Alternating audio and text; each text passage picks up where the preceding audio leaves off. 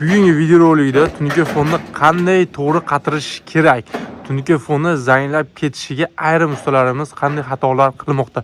Shu haqida batafsil ma'lumotlar berib o'tamiz aziz do'stlar. Videomizni boshlashdan oldin esa Erkin tungi fon kanaliga obuna bo'lib qo'ying. Sababi kun mobaynida mana shunday sizlarga tungi fon qanday qatiriladi, tungi fon narxlari, tungi fon haqida barcha foydali ma'lumotlarni albatta Erkin tungi fon kanaliga joylab boramiz. Kanalimizga obuna bo'lgan bo'lsangiz videorolikimizni boshladik.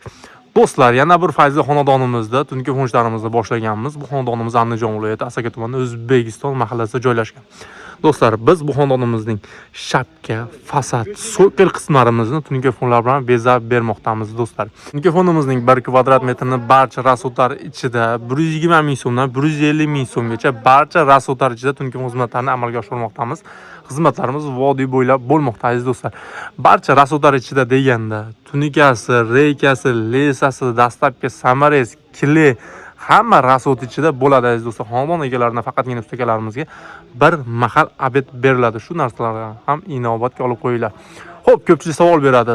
Fasadni ham tungi fon qilsa bo'ladimi? So'kildi ham, shapkani ham tungi fon qilsa bo'ladimi? Do'stlar, ko'rib turganlaridek, biz bu xonadonimizda hamma joyini tungi fonlar bilan bezab bermoqdamiz. Birinchi o'rinda fasad qismimizda mana tungi fonlarimiz davom etmoqda. Past so'kil qismidan qatirishni tavsiya etaman. Sababi do'stlar, ko'rib turganlaridek, eng past qismiga, past so'killarimizga tungi fonlarimiz qatirilgan.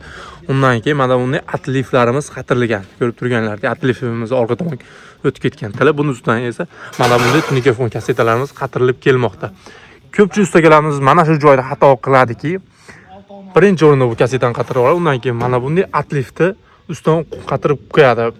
Fasadga yomg'ir urganda yoki karchida suv urganingizda bundan suv kelib, sizib, buni ichiga kirib ketishi mumkin. Shunda ayrim ustakalarimiz ozgina qilayotgan xatosi sabab tungi fonda ko'p suv turib qolsa chirib ketadi. Ming moshdan tungi qalin tunkasi bo'lsa ham ko'p turgan suv ko'proq tungada turib qolsa chirishiga sabab bo'ladi. Shu narsaga e'tibor beringlarki, suv urganda suv tashqariga sizib chiqib ketadigan darajada mana shu narsani e'tiborga olib tungi fonlar qatirishni tavsiya beraman aziz do'stlar. Past tomonimizga ham ko'pchilik do'stlarimiz birinchi eng tagiga nakanishni qatirib oladi hamda mana bunday kasetlarda qatirib qo'yadi. Agar siz pastga nakanishni qo'yib oladigan bo'lsangiz, bunda suv kelib tushib, nakanishida ko'proq turib qolish sababi pastni ham chirib ketishiga sabab bo'ladi.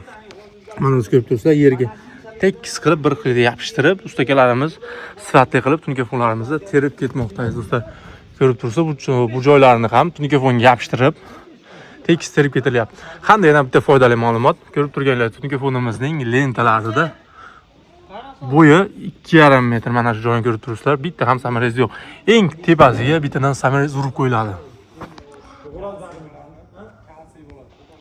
Bu tomonimizda ustakalarimiz ko'rsatib o'taman. Bu lentamiz orqa tomoniga titan kley surkab, zazori juda ham nolga olingan, tiqib qo'yiladi.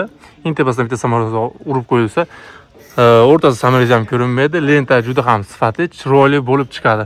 Ish o'ta go'zal chiqadi. Qancha tungi fonda samarezi ko'rinmaydigan joydan urilgan sari ish sifatli bo'lib chiqaradi aziz do'stlar.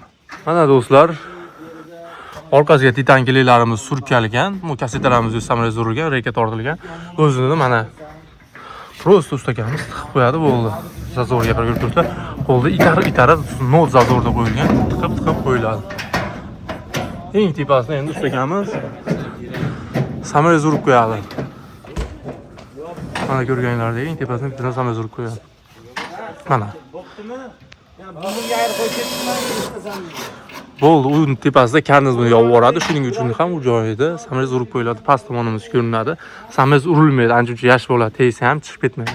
Tungi fonda mana shu joylarga e'tibor bersanglar, ishinglar juda ham sifatli chiqadi.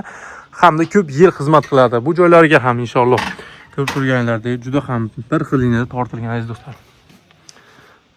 Hamda tepa tomonda shapka qismimizni ham ko'rib turganlaridek juda ham liniyani cho'tki qilib terib ketilmoqda. Hali tarnovimiz qatirilgan yo'q. Ko'pchilik do'stlarimiz birinchi o'rinda tarnov qatirib oladi. Ko'rib turganlar qosh qismimizni qatirganmiz, tepasiga samarez urib qo'yganmiz.